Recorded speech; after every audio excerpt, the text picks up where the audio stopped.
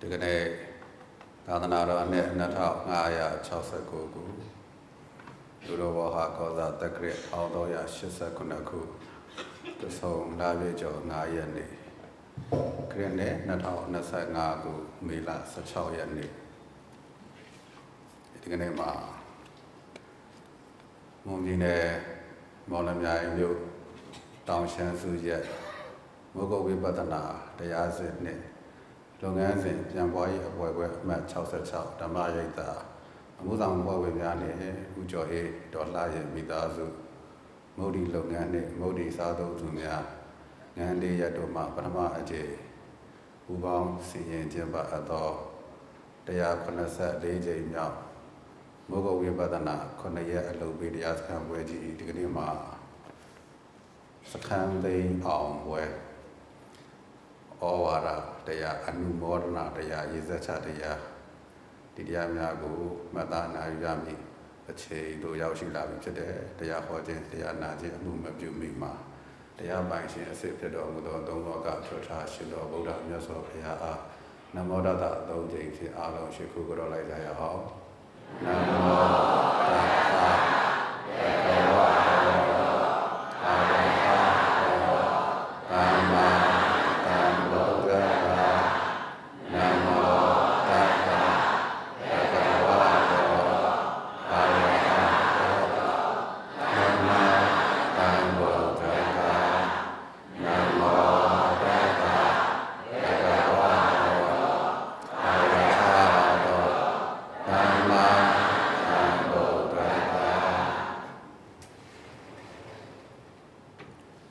ရှိခိုးတော်မြတ်ကြီးအားနမောတတအသုံးကြိမ်ဖြင့်ရှိခိုးပြီးနောက်မမေတို့၏ဥပနိဒေယဆရာသခင်ဖြစ်တော်မူသောကျေးဇူးတော်ရှင်အကမဟာပန္တိတမုဂ္ဂုတ်ဆရာတော်ဘုရားကြီး၏ကျေးဇူးတော်ကိုဉာဏ်တော်ကုန်တို့ကိုပူဇော်သောအားဖြင့်ဆရာတော်ဘုရားကြီးရေးဖွဲ့တည်ကုန်သောသစ္စာ၄ပါးပြလေကာဆောင်ဖို့ဖြစ်တဲ့ဖြစ်ပြသမျှသင်္ခါရဒုက္ခသစ္စာအမှတ်အစချီတဲ့လေကာဆောင်ဖို့ကိုရုပ်ပွားပူဇော်လိုက်ကြပါဦးစို့ဖြစ်ပြသမျှသင်္ခါရဒုက္ခသစ္စာမှာဖြစ်ပြမှုတွင်ငါကောင်းခြင်းခေမေတ္တမုဒ္ဒရာမှာယောနေအားလုံးဖြစ်ပြသောချုပ်ဆုံးနိဗ္ဗာန်မှာချုပ်ဆုံးမှုတွင်ဉာဏ်သက်ဝင်သိမြင်မဲ့ဥမှာသာ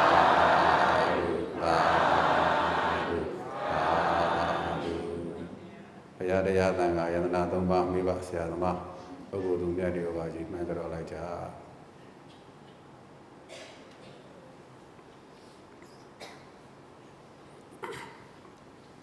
ချမ်းသာတဲ့ဟိရိယာဘုံနဲ့နေထိုင်တဲ့သုံးကြပါလိုအပ်ရင်တင်မလီကိုရွာလေးပြောင်းထိုင်လို့ကထိုင်နိုင်ပါတယ်ကဲဦးဇင်းတို့တရားစခန်းပွဲကျင်းပလာတာဦးဇင်းကကြားလိုက်တယ်တရားကျင့်ကြတဲ့ပုဂ္ဂိုလ်ကနိဗ္ဗာန်ဝင်လန်းပါပါလေနိဗ္ဗာန်ဝင်လန်းအဋ္ဌံ9ရက်စခန်းတူတူလို့ပြောသွားနိဗ္ဗာန်ဝင်လန်းတို့9ရက်မလုပ်ခဲ့ဘူးလားလုပ်ခဲ့ပါဗျာအဲ့ဒါဘယ်ဝင်ဖို့နိဗ္ဗာန်ဆိုတာတခြားလားမသိရမသိရဝင်လန်းပါပါလေမသိရဆိုတာကနိဗ္ဗာန်ပဲဝင်လန်းဆိုတာကမဉ္ဇဉ်ကိုပြောတာဝင်လန်းကမဂ္ဂင်ဘယ်နှပါလဲဆို10ပါဘယ်နှပါ10ပါအဲ့မဂ္ဂင်10ပါလမ်းတယ်ဘယ်လိုသွားမှာမသိဘူးရနိဗ္ဗာန်ဆိုတာမသိရဝင်လန်းပြောကြည့်မသိရဝင်လန်းဒုက္ခချုပ်ရကိုဝင်လန်းဒုက္ခချုပ်ရကိုဝင်လန်းဝတ်သုံးပါးချုပ်ရကိုဝင်လန်းဝတ်သုံးပါးချုပ်ရကိုဝင်လန်းတဏှာချုပ်ရကိုဝင်လန်းတဏှာချုပ်ရကိုဝင်လန်းနိဗ္ဗာန်ဘာပါလဲမနဲ့ဝင်မသိရဘုရားရှင်ကိုရောမြတ်ကြီးကခါတဲ့မသိရတရားမရှာဘူးလားရှာလိုက်တဲ့ခါကျတော့နောက်မတွေ့ပါဘူးလားတွေ့ပါတဲ့ခါကျတော့ပြန်မဟောဘူးလားနိရောဓသစ္စာလို့ခေါ်တဲ့နိဗ္ဗာန်ကိုတွေ့တဲ့ခါကျတော့မသိရကိုသိပြီအဲ့တော့သစ္စာတရားမဟောဘူးလားပထမဦးဆုံးစပြီးတော့မှဟောတော့ဗာတရားလို့ခေါ်ဓမ္မစัจ ဘာတရားဓမ္မစကြာအဲမှာက ဒီဥစ္စာကတော့အစွမ်းနာဘာကလွတ်တဲ့လမ်းပဲမစ္စည်းမပရိပဒါလမ်းပဲဆိုရင်လမ်းကိုမပြပါဘူးလားဘယ်သူကပြမြတ်စွာဘုရားကအဲ့ကကြတော့ဓမ္မဆိုတာကတရားစက္ကဆိုတာကစက်ကြီးဘာပါလဲတရားစက်ဘာပါလဲတရားစက်မဂ္ဂင်တရားစက်ကြီးဘာလို့တရားစက်ကြီးအကယ်၍တဲ့ဘုရားလောင်းဟာတော့မထွက်ဘူးဆိုရင်တော့စัจ java ရင်းမင်းဖြစ်မယ်တော့မထွက်ရင်ဒါလည်းစัจ java ယေသနာလို့ခေါ်တယ်ပကံများလူပြန်လို့လင်းပြန်လို့ပေါ့ဗျာတွေးကြည့်ပေါ့အဲ့ဒါကြီးပေါ်လာပြီးတော့သူကအဲ့ဒါကောင်းကင်ကနေပြီးတော့မှသွားလို့လဲတယ်စัจ java ကြီးလဲပြီးတော့မှစัจ java မင်းစัจ java ရင်းမင်းမဖြစ်ဘူးလားတိုးတော့မြတ်စွာဘုရားကတော့ထွက်လိုက်တဲ့ခါကျတော့တရားစัจ java ဖြစ်သွားတယ်ဘာစัจ javaဓမ္မစัจ java ဘာစัจ java ဓမ္မစัจ java မဂ္ဂင်စัจ java ဘာစัจ java တမ္မာတတိဆိုတဲ့မဂ္ဂင်တမ္မာဒိဋ္ဌိဆိုတဲ့မဂ္ဂင်တမ္မာဒိဋ္ဌိတမ္မာသင်္ကပ္ပတမ္မာဝါယဝါသမရှိခုပါဗျာအဲ့ဒီရှိခုကိုဓမ္မစัจ java ဟောတဲ့နေ့ကလေးကလှည့်ထုတ်လိုက်တယ်ဘာလှည့်ထုတ်လိုက်တရားတွေဘာတရားတရားစက်ကြီးမလဲပါဘူးလားလွယ်အောင်ပဲပြောပါမယ်တမ္မာတတိဆိုတဲ့မဂ္ဂင်ဘာလဲမဂ္ဂင်ဘာဖြစ်သွားတခါလေရှင်ကောနေညာကတော့၈ပါးပြည့်ပြီးတော့သိတယ်ဟောနတ်မြမ18ကလေး၈ပါးပြည့်ပြီးတော့သိတယ်ဆိုသစ္စာသိဘာသိသွားအမှန်ကိုသိသွားဘာသိသွားအရင်လဲဟိုမဂ္ဂင်တွေမရောက်သွားဘူးလားအဲ့ဒီမဂ္ဂင်ဒီတခြားလားတရားစက်လားအဲ့ဒီစက်ကြီးကခုထက်ထိလေဒီဇဲပဲခုထက်ထိမြတ်စွာဘုရားရဲ့တရားတွေဘု து တရားဘယ်အိုဝင်မဲ့တရားမသိရဘူးဝင်မဲ့တရားဘယ်အိုဝင်မှာတခြားလားနိဗ္ဗာန်လားအဲ့ဒီတရားကြီးကအခုချိန်ထိဘယ်ကလေးကစလဲဓမ္မစัจ java ဟောတဲ့နေ့ကလေးကဘသူတွေလဲတာလဲတရားမဂ္ဂင်တရားတွေလေဘာတရားတခြားလားသစ္စာတရားအဲ့ဒီသစ္စာတရားတွေအခုထက်တိုင်းပဲအခုတည်းမှာလေလေးဝင်တိုင်းသည်လေလေးထွက်တိုင်းသည်မလို့ဘူးလားတတိမထားရဘူးလား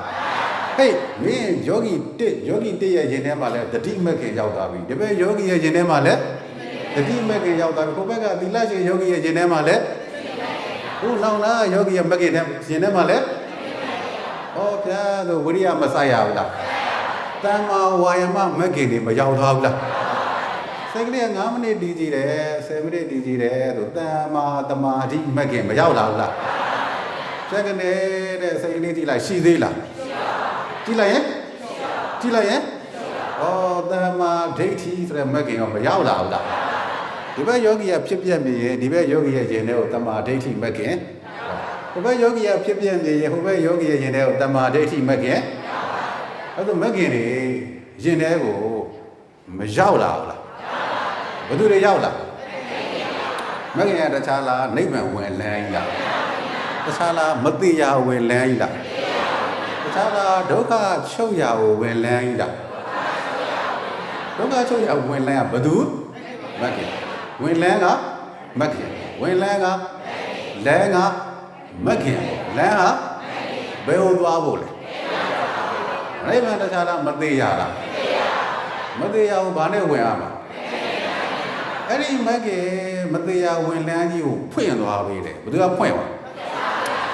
သူကဖွင့်တာမင်းကြောင့်ညပုဂ္ဂိုလ်ကဒီပရိယာကတော့မသိရပဲလို့သူမသိနိုင်ဘူးဆိုတော့မြတ်စွာဘုရားကကျေးဇူးရှင်နေနဲ့မရှိဘူးလားတရားဟောတိုင်းမှာတို့မရှိခိုးရမှာလားရှိခိုးရမှာဒီမဂ္ဂင်လမ်းရဲ့ပိုင်ရှင်ကြီးကဘယ်သူပါလဲဒီတမ္မာတတိဆိုတဲ့တတိပဋ္ဌာန်ဒီမဂ္ဂင်၈ပါးရဲ့ပိုင်ရှင်ကဘယ်သူဟုတ်မရှိခိုးရဘူးလားအဲ့ဒီတရားကြီးကအခုထိမလဲနေဘူးလားတရားစက်ကြီးမလဲနေဘူးလားအဲ့ဒီတရားစက်ကြီးကလဲပြီးတော့ခင်ဗျားတို့ခေါ်သွားပြီးမှဘယ်ကိုခေါ်သွားမှာလဲ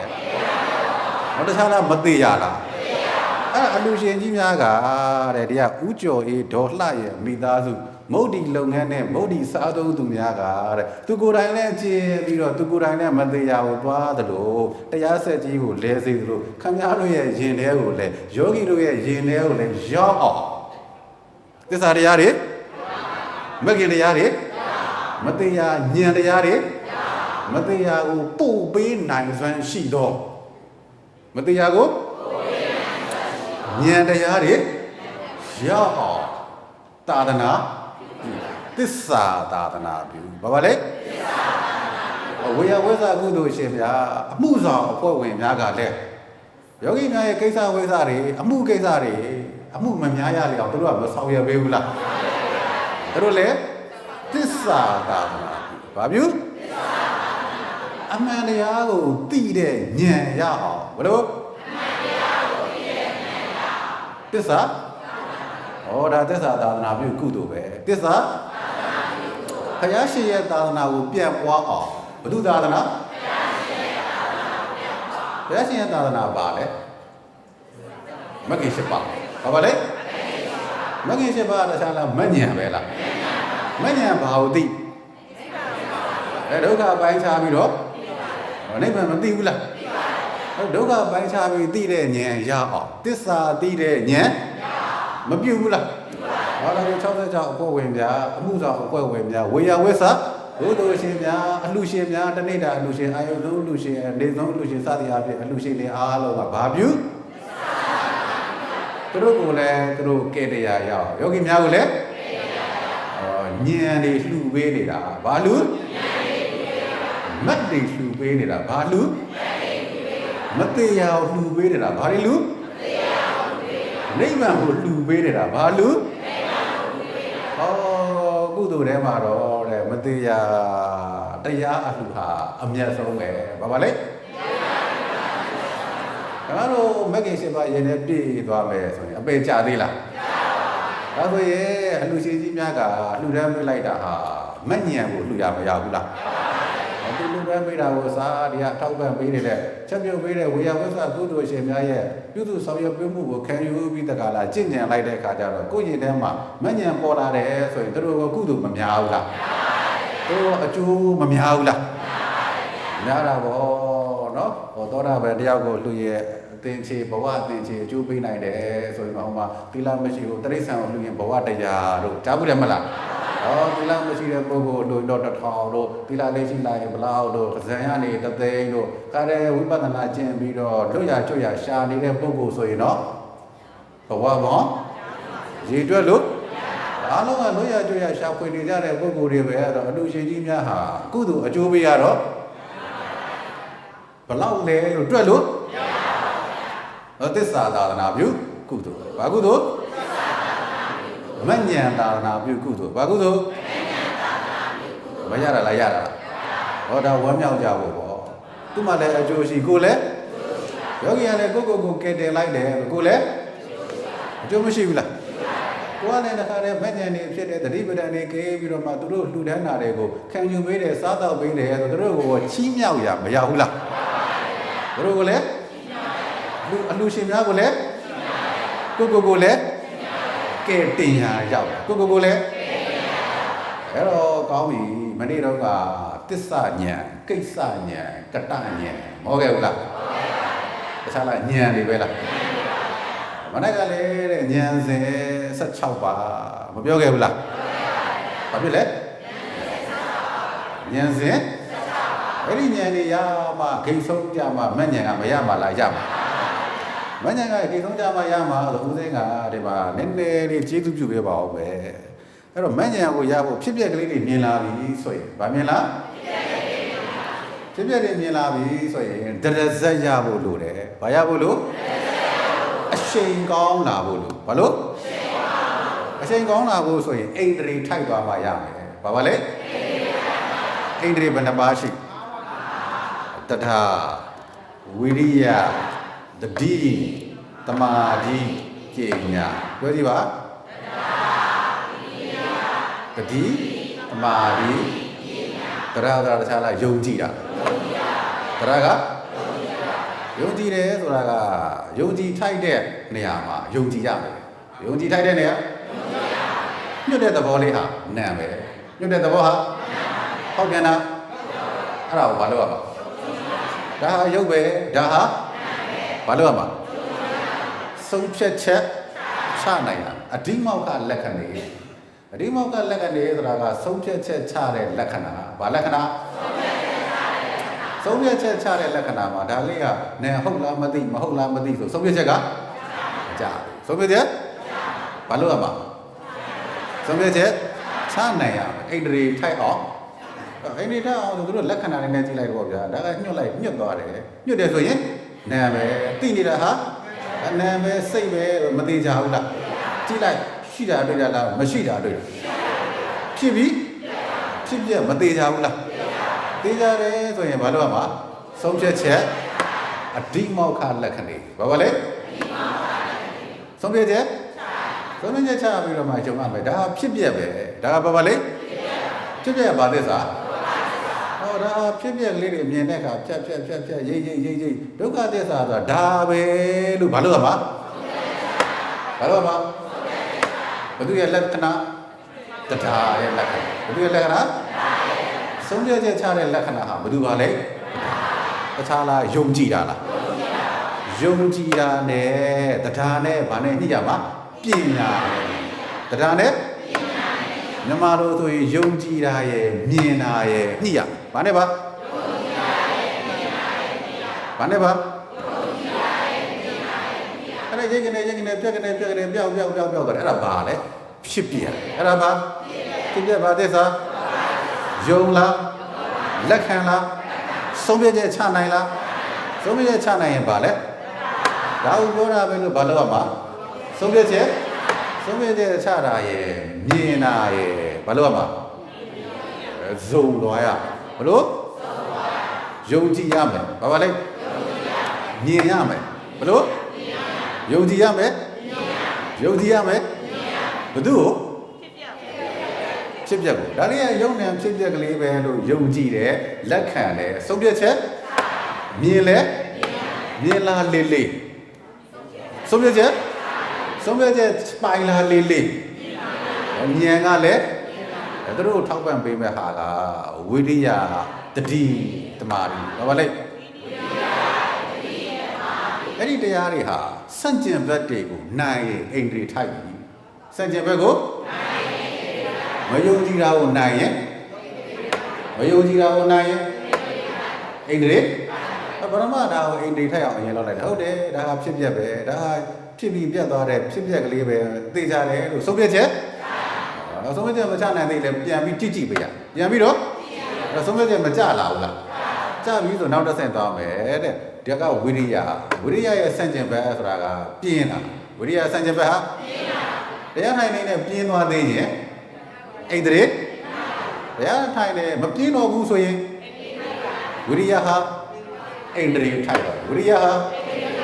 တဏှာကြီးတရားထိုင်တယ်တဏှာကြီးလုံးအာယုံစိုက်ထားနိုင်တယ်တဏှာကြီးလုံးအာယုံစိုက်တာဘာလို့လဲအဲ့တော့ဆိုအဲ့ဒီဝိရိယတဏှာကြီးလုံးအိန္ဒြေဘာဖြစ်လားအစိုးမရဘူးလားအစိုးရတာတခြားလားအိန္ဒြေလားဝိရိယဘာထိုက်သွားမပြင်းတော့ရင်ဩဒါဝိရိယတွေတင်ထားပြရအာယုံစိုက်တာလေ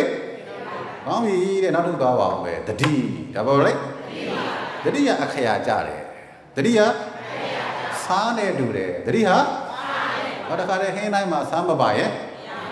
တတိယတော့တဲ့များသွားတယ်ရဲ့လို့မရှိလွန်သွားတယ်ရဲ့လို့လိုနေတာပဲဘာပဲရှိတတိကတခြားလားကပ်ပြီးသိတာလား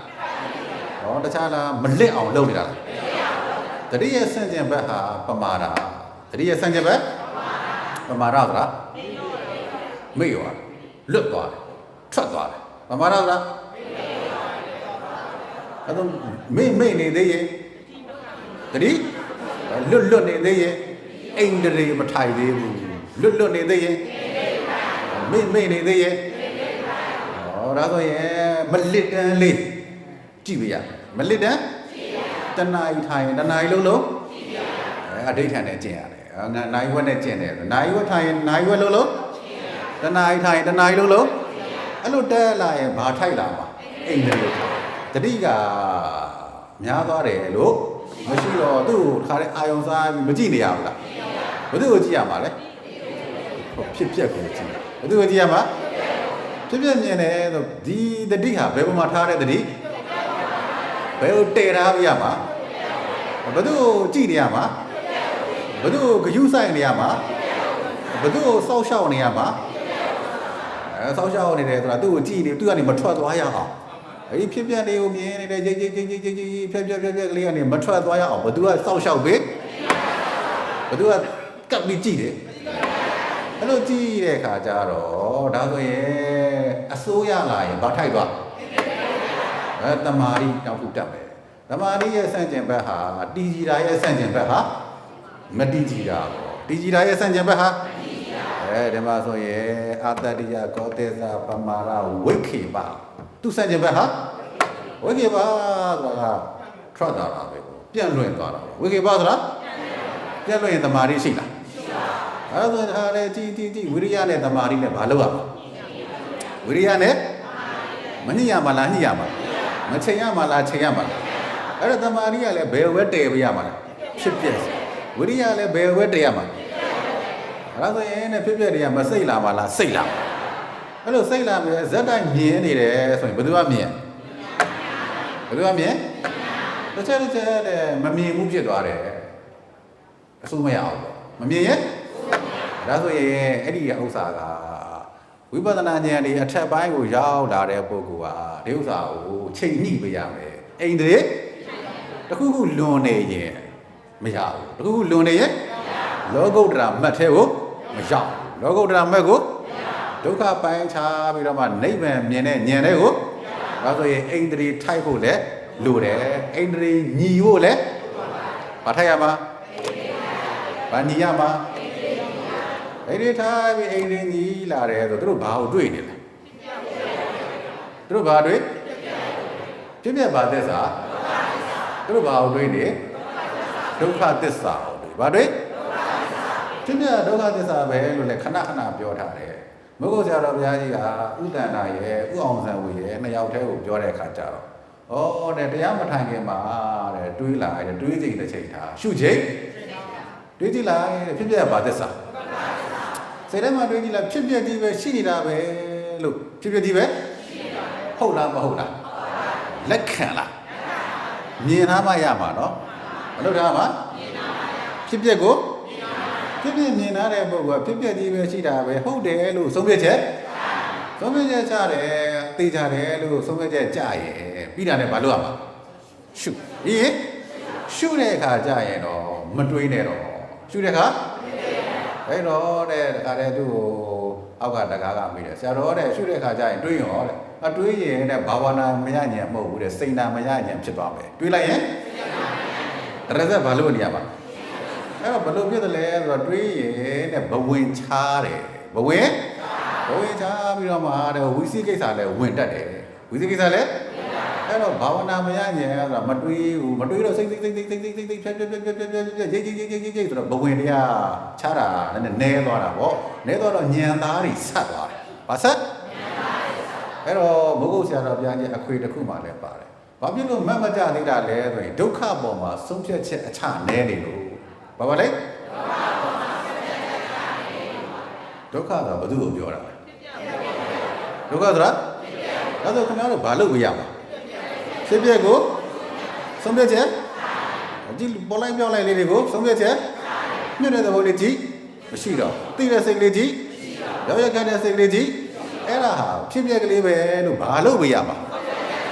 ဆုံးဖြတ်ချက်တော့ဆုံးဖြတ်ချက်ချတာပိုင်လာလေးဖြစ်ပျက်ပေါ်မှာ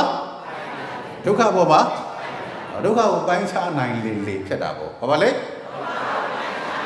သစ္စာစသိပြီပေါ့ဘာသိသစ္စာသိပြီဆိုရင်သစ္စာအသိဖို့က၄ပါးလုံးမသိသေးဘူးဆိုအဲ့လိုစသိရင်တဲ့အဲ့ဒါအနုဘောဓအသိနဲ့သိတာဘယ်လိုသိဘာလို့သိသစ္စာဟောဖြတ်ရိပ်ပျောက်ဒုက္ခသစ္စာဆိုတာဒါပဲလို့ဆုံးဖြတ်ချက်သစ္စာကိုစပြီးတော့သိတယ်ဆိုတော့၄ပါးတော့မစုံသေးဘူး၄ပါးဒါကိုတော့ဒုက္ခသစ္စာပဲလို့သူမသိလားဘူးလားအနုဘောဓသိဘယ်လိုလျော်စွာသိဘယ်လို အနုဘောဓဉာဏ်လို့ခေါ်တော့ဒါတွေချုပ်သွားရင်တော့နိဗ္ဗာန်ပဲမှန်တာပေါ့ဒါတွေချုပ်သွားရင်တော့ဒီကောင်ကတော့တဏှာကြောင့်ဖြစ်တာပဲတခါတလေလဲတဏှာတွေ့ရတယ်တဏှာလောကီဆိုတခါတလေလဲတွေ့ရတတ်တယ်သို့တော့တဲ့ခင်ဗျားတို့ရှုတာရှုနေသူ့ကိုအနုဘောဓအတိကနေဘယ်သူ့ကိုကူရမှာလဲဆိုကိုယ်တိုင်ကြုံဘူးတဲ့အတိဘာတိပฏิဝေဒအတိဘလို့ဒါကအနုဘောဓအတိဒီဘက်ကဘယ်အချိန်မှာပฏิဝေဒအတိဖြစ်မှာလဲလို့မေးရင်ဖြစ်ပြဆုံးတဲ့အချိန်မှာဖြစ်မှာဘယ်အချိန်ဒုက္ခပိုင်းခြားနိုင်တဲ့အချိန်ဘယ်အချိန်ဒုက္ခပိုင်းခြားနိုင်လို့ဆိုရင်ဒီလိုအိန္ဒြေထိုက်အောင်ရှုရတယ်ဒီလိုအိန္ဒြေထိုက်အောင်ရှုလိုက်တော့ဉာဏ်ထဲမှာဘာပဲကြံပါလဲတတိလေးကလည်းအိန္ဒြေထိုက်အောင်ဆိုတော့တခါတည်းဘယ်ကိုတည်ပေးနေတာဝိရိယကလည်းဘယ်ကိုအားဆိုင်ပေးတယ်သမာဓိကလည်းဘယ်မှာပဲတည်ကြည်ပေးရမှာဖြစ်ပြမှာပဲတချို့ကပြောတယ်တဏှာထိုင်တယ်မရဘူးတွေးလုံးဝင်သေးတယ်ဆိုရင်ဘာလဲတချို့ပုဂ္ဂိုလ်တွေမှတ်လိုက်တာပိုအဆင်ပြေသွားတယ်တွေးလုံးဝင်ဘယ်လိုဖြည့်ရှင်းမလဲတွေးလုံးဝင်တွေးတယ်သိတယ်ပြက်တယ်လို့ပြန်ပြီးတော့ပလေးပြန်ထည့်လိုက်ရင်တစ်ချက်ချင်းစီထည့်တာမဟုတ်ဘူးနော်တစ်ချက်ချင်းစီထည့်ရင်အစပြန်ရောက်သွားမှာပေါ့တစ်ချက်ချင်းစီမထည့်တော့ဘဲနဲ့ကြီးကလေးကြည့်ပြီးတော့ပြက်တာလေးပြန်တည်လိုက်ရင်ဝိတက်ကဒီဘက်အာယုံပြန်မတင်ပေးဘူးလားမတမာသင်္ကပ္ပမက်ကင်ကဖြစ်ပြက်စီပြန်မတင်ပေးဘူးလားထွက်တယ်ဆိုတာကမိစ္ဆာဝိတက်ကဟိုဘက်ပို့လိုက်တာထွက်တယ်ဆိုတာစိတ်တွေဟာဝိတက်ရဲ့အစွမ်းနဲ့အာယုံတွေစီကိုရောက်ဟိုဘက်ကိုဒီဘက်ကိုအဲ့ဒါကိုတခါတည်းဒီထဲပြန်တင်ဖို့ဆိုဝိတက်ရဲ့အစွမ်းနဲ့ဘာလုပ်လိုက်လဲပြန်တင်တယ်ဆိုဝိတက်ဆိုတာခင်ဗျားတို့မှတ်လိုက်တာပဲပေါ့ပြက်တယ်လို့တခြားလားတွေးလိုက်တာပဲလားတခြားလားမှတ်လိုက်တာပဲလားမှတ်လိုက်တယ်ဆိုအာယုံထဲမှာကြည့်ဖို့ပြက်လိုက်တယ်ကြည့်ပြန်လေးပြန်ကြည့်ပြန်တင်လိုက်ဒီထဲပြန်မရောက်ဘူးလားအဲ့လိုရောက်လာရင်လေကောင်းပါတယ်ဒါဆိုရင်အဲ့ဒီနည်းနဲ့ကြော်ပြက်လို့နိုင်သွားရင်တွေးလို့မဝင်တော့ဘူးဆိုဉာဏ်တွေကမဆက်လာမှာလားဆက်သူဘာပဲမြင်နေလဲဘာပဲမြင်ဖြစ်ပြမြင်လာတော့ကြားလာတော့ဒီဉာဏ်ကလေးဟာဆုံးဖြတ်ချက်ချတယ်ဉာဏ်လေးဟာဣဒံဒုက္ခတဲ့ဒုက္ခဆိုတာဒါလေးပဲတဲ့ဣတကံဒုက္ခတဲ့ငါဘလောက်ပဲထိုင်ကြည့်ထိုင်၍တင်းဟာဒီလောက်ပဲဆိုဤ၍ဤမြတာဒီနာဤတော်ဘိန်ရောဒီထက်တိုးလာစရာမရှိဘူးဆိုသူ့အကြောင်းကောင်းကြီးသူ့ကိုမျောလင့်ချက်နဲ့လိုက်ကြည့်နေတယ်မျောလင့်ချက်နဲ့အင်ဒေထားပြီးတော့မှထားကြပါစို့ပေါ့ဗျာဒါလေးကဖြစ်ပြပဲထားပါစို့ဖြစ်ပြကလေးကိုသူဘာလိုက်နေလဲနောက်ကမလိုက်နေဘူးလားလိုက်နေနဲ့လိုက်ချင်စိတ်ကုန်သွားကြည့်ချင်စိတ်အဲ့ဒါဉာဏ်ရှင်းမှရမှာနော်ဘလို့ဉာဏ်လိုက်ရင်ပြီးတော့ဣဒံဒုက္ခဣတကံဒုက္ခနာဤတော်ဘိရောဒီတဲ့ကြည့်လဲတိုးလာမှလည်းမဟုတ်ပါဘူးလေဆိုစိတ်ကဉာဏ်ကသဘောမပေါက်ပါဘူးလားအဲ့ဒါဒုက္ခပိုင်းခြားလိုက်တာပဲဘာလို့ပိုင်းခြားလိုက်တာနဲ့တပြိုင်တည်းဖြဲဆိုသူ့မှာညှိနေတဲ့ညီလုံးလေမသေးပါဘူးလားဘာသေးသွားတာညီလုံးလေဖြစ်ပြက်ကိုตายရတယ်လို့ဖြစ်ပြက်ပေါ်မှာตายရတဲ့တဏှာဘယ်သူပေါ်မှာตายရ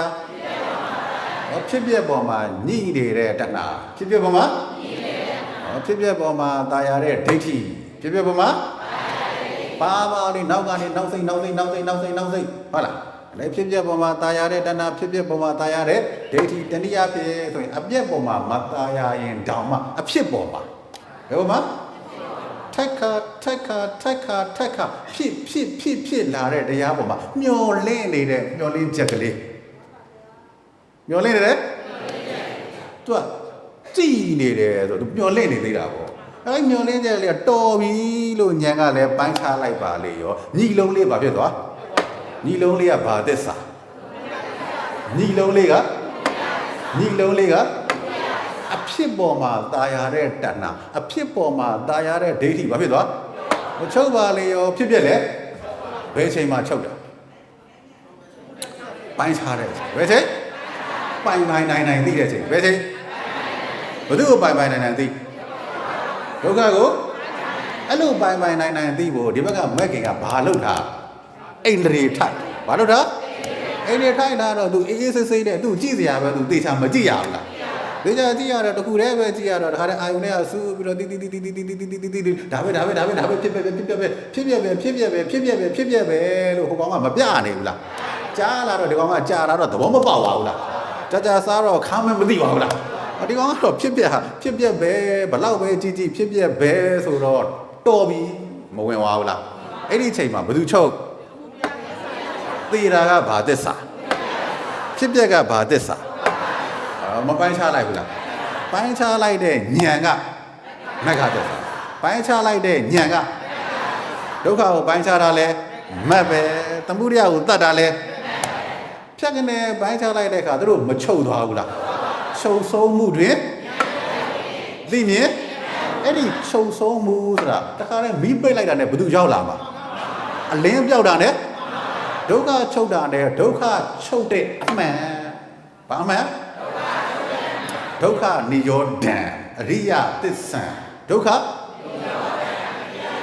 တခုခုတော့ရှိတယ်တခြားလားအငြိမ့်ကြလားအဲ့ဒီအငြိမ့်တဲ့ကဘာသစ္စာနိရောဓအငြိမ့်တဲ့ကဒုက္ခချုပ်ရာကြီးဟာအဲ့ဒါဉာဏ်ကမဝင်သွားဘူးလားဖြတ်ကနေကိုယ်တိုင်ကြုံဘူးသွားတယ်ဘလို့အဲ့တော့ဉာဏ်လေးကဖြတ်ကနေမရောက်သွားဘူးလားမကင်ကဘယ်နှပါပြည့်သွားနိဗ္ဗာန်ကဘာသစ္စာမကင်၈ပါးကဒါတော့ဦးတဲ့ကဒီမှာဖတ်ကတော့အိန္ဒြေတွေပြည့်ပြီးတော့ဗျာသစ္စာလေးချက်တပြိုင်တည်းစိုက်ပြီးမသိပါဘူးလားမသိသွားတော့မနက်ကပြောတဲ့ဉာဏ်စင်နဲ့ပစ္စဝခဏဉာဏ်ပြန်ဆင်ခြင်းတဲ့ဟာလေးဝင်တယ်မက်ကိုဆင်ခြင်းဖိုးကိုပြန်စဉ်းစားကြည့်တာပေါ့ခုနကဘယ်လိုလုပ်ချုပ်သွားတာလဲပြန်ပြီးတော့မကြည့်လိုက်ဘူးလားမက်ကိုဆင်ခြင်းဖိုးကိုနိဗ္ဗာန်ကိုအဲ့ဒါဆင်ခြင်းပြီးတဲ့အခါကျတချို့ကျတော့ကြံတဲ့ကိလေသာပယ်လိုက်တယ်အဲ့ဒါပြန်စဉ်းစားကြည့်ပေါ့ကြံတဲ့ကိလေသာရုပ်ဉာဏ်ကိုစိတ်ကလေးကိုရုပ်ကလေးကိုငါးကောင်သူကောင်လို့ထင်တဲ့အထင်ဒိဋ္ဌိတန်တရားဝိသိကိစ္စဘာဖြစ်သွားပြီလဲပယ်လိုက်တဲ့ကိလေသာအဲ့ဒါဘာလဲလောဘတွေဘာတွေကဘာဖြစ်နေသေးကြံနေသေးတယ်ကိလေသာကြံနေသေးတယ်အတန်ရောတဲ့နဲ့ပြောရင်လေတော့အကျင့်မားတွေသီလပတ္တပရမတ္တတွေဘာတွေရောမပယ်လိုက်ဘူးလားဒါတွေဒီအကျင့်နဲ့တော့မရောက်ပါဘူးလေဘာလို့မက်ကင်ထဲမှာရောက်သွားတာကိုဘာကျင့်နဲ့ရောက်အဲ့ဒါတွေမရှင်းလာဘူးလားကိလေသာကတဲ့အပယ်ကျနိုင်တဲ့တတ္တိတွေပယ်လိုက်တယ်ဆိုတော့ပေါ့ဘာမဖြစ်သွားဘူးလားမဖြစ်သွားကိလေသာဝန်တို့ဝန်ဘိုးတွေပေါ့သွားတယ်ဘာပေါ့သွားမက်ကလည်းလိုက်ပြီးတော့စောက်ရှောက်ဘယ်သူကလိုက်စောက်ရှောက်တခါတည်းကျတော့ဒေါသဖြစ်စရာတွေပေါ်လာတယ်အဲ့ဒီဒေါသဟာတခါတည်းအပယ်ကျနိုင်တဲ့စွမ်းအားတွေတက်တော့မယ်ဆိုဘယ်သူကဝင်သွားအရှိန်ဘာဖြစ်သွားအရှိန်တခါတည်း၅ပါးသီလတဲ့သီလပိုင်းဆိုင်ရာလေးလွန်ကျူးဖို့ရအကြောင်းလေးရပေါ်လာတခါတည်းဘယ်သူကဝင်ချလာသီလကဘာဖြစ်သွားဗျာလုံသွားဗျာသီလကဘုရားပေါ်မှာမတုံမလုံးတတ်ဝင်ယုံကြည်တရားပေါ်မှာတန်ခါပေါ်မှာငါးပါးသီလလည်းအဲ့လိုလုံသွားတယ်ဆိုတော့ဘယ်သူကလိုက်ဆောက်ရှောက်မက်ကင်လိုက်ဆောက်ရှောက်အဲ့လိုဖြစ်နေပြီဆိုရင်ဒီပုဂ္ဂိုလ်ဟာတခါတည်းစိတ်လေးတွေရုပ်ကလေးတွေကြည့်လိုက်ဖြစ်ပျက်ကလေးတွေကြည့်လိုက်ဒါဖြစ်ပျက်ပဲပုဂ္ဂိုလ်တ attva မဟုတ်ပါဘူးလို့ပိုင်တယ်ဆိုရင်သူဘာဖြစ်နေဟုတ်တယ်ဗျမိုးကုတ်ဆရာတော်ဘုရားကြီးတို့ကတော့တဲ့တခါစိတ်တွေပိုင်းနဲ့ဟောထားတာရှိပါသေးတယ်သောတာပန်ရဲ့စိတ်ကဖြစ်ကြောတူဖြစ်ကြောတူငြိမ့်လို့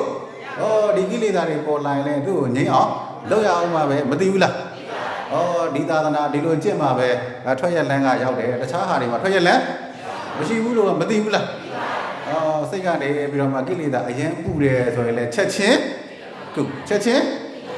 ကုတယ်တဲ့သူများနေပြီးတကလားတဲ့ခါတဲ့တရားတစ်ပေါင်တည်းရှိလို့သွားမယ်ဆိုတော့ကိုယ်သီလကိုအပြတ်မခံဘူးပြတ်မှုဆိုတိုးရဆိုင်တဲ့တရားတွေနားတဲ့ခါကျတော့သူကနားလေတရားနာရင်လည်းအရင်တော့ဆိုဆရာတော်ဘုရားကြီးတရားဖွင့်လိုက်တယ်ခါကျအိပ်ကျော်ပါစိတ်ကတခါကျရင်တဲလို့မရဟိုဘက်ထွက်တော့လိုက်တပည့်အခုကျတော့ဆရာတော်ဘုရားကြီးမိုးကုတ်ဆရာတော်ဘုရားကြီးတရားဖွင့်လိုက်နားလေနေတော့စိုက်ပြီးတော့နားထောင်နိုင်တယ်စိုက်ပြီးတော့အဲ့လိုနားထောင်နိုင်တဲ့အခါနားမလဲဘူးလားနားလဲတော့ဟိုဝမ်းသာပြီးတော့စက်သိန်းလေးပြပြဆိုစက်သိန်းလေးလှိုက်ဖို့ဒါတွေလည်းဒီစိတ်ထားတွေလည်းမပေါ်လာဘူးလားတခြားလားသောတာပန်စိတ်ထားပေါ်လာတာ အဲ့ဒါမိုးကုတ်ဆရာတော်ဘုရားကြီးတော့သောတာပန်အမြင့်၄မျိုးသောတာပန်စိတ်ထားမဟာပစ္စုပ္ပခဏ9ချက်ဦးဇင်းကတော့မမီလို့မပြောတော့ဘူးအဲ့ဒါတွေပေါ်နေပြီဆိုရင်လည်းသောတာပန်လို့ကိုပြောချင်ရင်ပြောလို့ရတယ်သို့တော်ဦးဇင်းကတော့အလောက်နဲ့မပြောသေးပါဘူးမပြောသေးဘူးဆိုတာဦးဇင်းကလည်းမသိပါဘူးမသိတဲ့အခါကျတော့နောက်ဆုံးဦးဇင်းကတော့အဋိဌံတဲပြီးတော့မှဇောနာကဒုက္ခအချုပ်ရာကိုနိဗ္ဗာန်ကိုပြန်အာယုံပြုနိုင်တဲ့အဆင့်ပြန်ရအောင်အဋိဌံတဲပြီးတော့မှမက်ဆေပုံနေကြီးဆိုလို့ဘာလို့ရမှာအဋိဌံချက်ချင်းဆိုရင်တော့ပြန်ရဖို့များတယ်အခုပဲပြက်ကချုပ်သွားတယ်အခုလေးနေပဲဆိုရင်တော့ဇောနာကတွေ့ခဲ့တဲ့တရားစီတရားမှန်ဖြစ်တယ်ဆိုရင်နိဗ္ဗာန်ဖြစ်တယ်ဆိုစီ9မိနစ်မျက်မှောက်ပြုပြီးနေရပါလို့အဲ့လိုအဋိဌံတင်ပြီးတော့ချက်ချင်းလုပ်ရင်တော့ရစရာအကြောင်းရှိတယ်နောက်တစ်ရက်ကူဝိုင်းရင်ဒါပေမဲ့ဘာလို့ပြောပေါ့ယောဂီဆိုတာအမြဲတမ်းတရားသမားပဲတနေ့ချင်းဆိုရင်တော့တမာရီတွေပြန်ဖြည့်ဆည်းလိုက်မယ်ဆိုရင်တမာဒိန်တွေနဲ့တကွဇောနာကအိန္ဒြေ၅ပါးညီအောင်ပြန်ကျင့်လိုက်မယ်ဆိုပြန်ပြီးတော့မရမလားရပါလားအဲ့လိုရနေတော့မသေးကြတာလားသေကြတာလားသေကြတဲ့အဆင့်ထိကိုရောက်အောင်မလုပ်ထားပါကြိုးစားပွားများအားထုတ်ကြပါလို့တိုက်တွန်းရင်းနဲ့အခုဒီစခန်းဝဲကြီးရဲ့ဒါအနုမောဒနာတရားကိုဒီမှာပဲဏိကုံးချုပ်လိုက်ပါပြီအားလုံးသာဓု၃ချိန်ခေါ်တော့ကြရအောင်သာဓုသာဓုသာဓုဒီတရားစခန်းပွဲဖြစ်မြောက်ရေးမာဒီလူရှင်ကြီးများတနေ့တာဆွမ်းလူရှင်ကြီးများအာယုံစွန်းအလှရှင်ကြီးများနေစွန်းအလှရှင်များနေအချိုပွဲအလှရှင်များရေမိအလှရှင်များဖျားပန်းဖလားအလှရှင်များဝတ္ထုပစ္စည်းအလှရှင်များဆုံးပရိသာပင်အလှရှင်များဝေယဝိဆအလှရှင်များမွန်လွဲဖြော်ရည်အလှရှင်များစသည်အဖြစ်အလှရှင်ကြီးအလှရှင်များကခါတဲ့ဒီဝဲဝတ္ထုအစုစုမလှူဒန်းရဘူးလားအဲ့လိုလှူဒန်းတဲ့ကုသိုလ်တွေမရှိဘူးလားကိုယ်ကုသိုလ်တွေလုပ်တဲ့ခါကျတော့ကိုယ့်ရဲ့ကုသိုလ်တွေကိုမျောလင်းပြီးနေကြတဲ့ပုဂ္ဂိုလ်တွေလည်းရှိကြတယ်ဘာလို့ရမှာအမြအတန်ဘာလို့မလဲအမြအတန်ကိုယ်မှာရှိတဲ့ကုသိုလ်တွေကတော့ဒါကအခုကြီးညာလိုက်တာကဒါနာကုသိုလ်လူတဲ့တာဆုံးပဲလူဘာပဲလူဒါနာစောက်တည်တာခါတဲ့ရှိကဖြစ်ပြနောက်ကမဲ့ကျင့်တာအဲ့ဒီကုသိုလ်တွေအားလုံးကိုဘာလို့မှာအနာဝေတဲ့ခါကျတော့ကိုယ့်ရဲ့ဆိုင်ရာကိုကဆုံးသွားတဲ့ပုဂ္ဂိုလ်တယောက်ရှိတယ်အဖေရှိတယ်အမေရှိတယ်သူ့ဘောသားရှိတယ်သူ့ဘာလုပ်ထားမှာအာယုံလေးပြုထားဘာလုပ်ထားအာယုံပြုပြီးဥစဉ်ရတာဒီမှာအားလုံးကိုပေါင်းပြီးတော့တိုင်လေးပဲအားလုံးကိုပေါင်းပြီးတော့အဲ့ဒီကုသိုလ်တို့ကိုအမြတမ်းပေးပေးမယ်လှူတဲ့အခါမှာလည်းတဲ့ယောဂီများဟာလက်ရှိခန္ဓာဝိပါကဘောဒုက္ခသစ္စာကြီးကိုမလှူခြင်းတဲ့ဉာဏ်နဲ့လှူဘာနဲ့လှူနောက်ခန္ဓာကိုလည်းနောက်ထပ်သိခြင်းသေးလားနောက်ထပ်ကိုယ်လုံးကြီးရခြင်းသေးလားကိုယ်လုံးကြီးရရင်တော့မသိမှလားသိမှာနောက်မှမသိခြင်းဘူးဆိုရင်နောက်ခန္ဓာလည်းမရချင်လက်ရှိခန္ဓာလည်းအဲ့ဒီစိတ်ဟာတခြားလားညံပဲလားဖြစ်ပျက်တွေကဘာလုပ်နေလဲဆိုနှိမ့်ဆက်နေတယ်ခန္ဓာကဘာလုပ်နေနှိမ့်ဆက်နေတာမသိဘူးလားမသိတာကလည်းညံကိစ္စညံတဲ့လူဘာနဲ့လူဒါဆိုရင်နိဗ္ဗာန်အကျိုးမပေးမှလားအကျိုးပေးမှာလိုက်ဆိုလိုက်နော်ဦးဇင်းကတိုင်ပေးမယ်အရှင်ဘုရားတပည့်တော်တို့သည်လက်ရှိခန္ဓာဝိပါကဝတ်ရုပ်တရားနံတရားဖြစ်ပြဒုက္ခသစ္စာကြီးကိုမလိုခြင်းနောင်ခန္ဓာကိုလည်းမတောင်းတာပဲသစ္စာတည်သောဉာဏ်သစ္စာဉာဏ်ဒုက္ခန္ဓာတို့ဤဖြစ်လိုက်ပြက်လိုက်အဖန်ဖန်အထက်ထက်နှိမ့်ဆက်နေခြင်းကိစ္စကိုသိသောဉာဏ်ကိစ္စဉာဏ်တို့ဖြင့်ခုနှစ်ရက်တိုင်တိုင်းအာယုံစွန်းအလူနေစွန်းအလူဖြော်ရည်အလူစီမီအလူအစရှိသောလူဝဲဝတ္ထုအစုစုတို့ကိုလူရန်ပါ၏ဓမ္မပူဇာအလူကိုလည်းလူရန်ပါ၏ခုနှစ်ရက်တိုင်တိုင်းအင်္ဂါ၈ပါးနှင့်ပြည့်စုံသောသီလတော်မြတ်ကိုခံယူစောင့်တည်ပါ၏ရှေးကဖြစ်ပြက်နောက်ကမတ်ဟုဘာဝနာတရားကိုပွားများအ အားထုတ်ပါ၏ဤကောင်းမှုကံသည်ဒုက္ခချုပ်ရာဖြစ်ပြချုပ်ရာမအိုမသေးအမြဲနေသောအငြိမ့်သက်နိဗ္ဗာန်ဤအာကြည်သောအထောက်အပံ့သည်ဥပနိတယတတ္တိသည်ဖြစ်ပါစေတည်းဤသို့ခုနှစ်ရက်တိုင်တိုင်းလူတန်းရာသောဈာနာကုသိုလ်စောင့်တည်ရာသောသီလကုသိုလ်ပွားများရာသောဘာဝနာကုသိုလ်ပြုလုပ်အားထုတ်ရာသောဝေယဝိသကုသိုလ်အစရှိသောကုသိုလ်အဆုစုတို့ဤအဖို့ပါကကိုရှေရှေဘဝယခုဘဝတော်စကြကုန်သောအမိအဖအဖိုးအဖွားဆရာသမားတို့အား၎င်း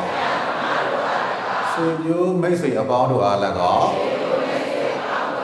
အမြအမြပေးဝေငါပါ၏ထိုမှတပါကိုယ်ဆောင်နဲ့အိမ်ဆောင်နဲ့ခြံဆောင်နဲ့ရက်ွက်ဆောင်နဲ့ရွာဆောင်နဲ့မြို့ဆောင်နဲ့တောဆောင်နဲ့တောင်ဆောင်နဲ့ကျောင်းဆောင်နဲ့ဓမ္မယုံဆောင်နဲ့စတုလောကပါဠနဲ့သာသနာတော်ဆောင်နဲ့ကဘာဆောင်နဲ့တရားမဲယမမင်းအပေါင်းတို့အား၎င်းမနမင်းယမမင်းတို့အား၎င်းအမြအမြပေးဝေငါပါ၏ငရဲတရိษံပိတ္တအတုရကဲအပယ်လေးပုံသားများအားလည်းအမြအမြပေးဝေငါပါ၏ဒီဘဝင်းကျင်၌ဤတင်းနေထိုင်ကြကုန်သောမြင်အပ်မမြင်အပ်တတဝအပေါင်းတို့အားလည်းအမြအမြပေးဝေငါပါ၏ကြွရောက်လာကြကုန်သောပရိသတ်အပေါင်းတို့အားလည်းအမြအမြပေးဝေငါပါ၏သာသနာတော်ကိုကြည်ညို၍စောင့်ရှောက်နေကြကုန်သောမြင်အပ်မမြင်အပ်တတဝအပေါင်းတို့အားလည်းအမြအမြပေးဝေငါပါ၏မြင်မြင်သမျှကြားကြားသမျှသိသိသမျှတတဝအပေါင်းတို့သည်တပည့်တော်တို့နှင့်ထပ်တူထပ်မြအမျှရကြ၍ကိုယ်စိတ်နှပြကျမ်းမာကြသည်ချမ်းသာကြသည်ဝမ်းသာကြသည်ဖြစ်ကြပါစေကုန်သောကုသိုလ်အမြအမြအမြယူလာမူရပါကုန်သောသာဓုသာဓုသာဓုကုသိုလ်အမြအမြအမြယူလာမူရပါကုန်သောသာဓုသာဓုသာဓုကုသိုလ်အမြအမြအမြယူလာမူကြပါကုန်သောသာဓုသာဓုသာဓုအလုံးစုံယောဂီများကျမ်းမာချမ်းသာဘေးရန်ကင်းကွာကြပါစေနှလုံးစိတ်ဝဲငြိမ်းကြပါစေအားထုတ်ဆဲဥပဒနာဉာဏ်သည်